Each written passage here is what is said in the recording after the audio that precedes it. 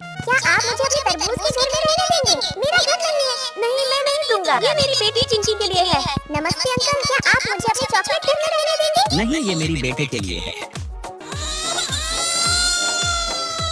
मुझे कोई भी अपने घर में रहने नहीं दे रहा है। हे भगवान, मेरी मदद करो। ये स्पाइडरमैन तुम्हारी मदद के लिए है। जल्दी से बताओ तुम्हें कौन सा घर चाहिए। स्पाइडरमैन, मुझे एक ऐसे का घर चाहिए। ठीक है, ये लो। वाह, ये तो बहुत अच्छा घर है। कोई बात नहीं, बच्चे अपने नए पैसे वाले घर में जाओ।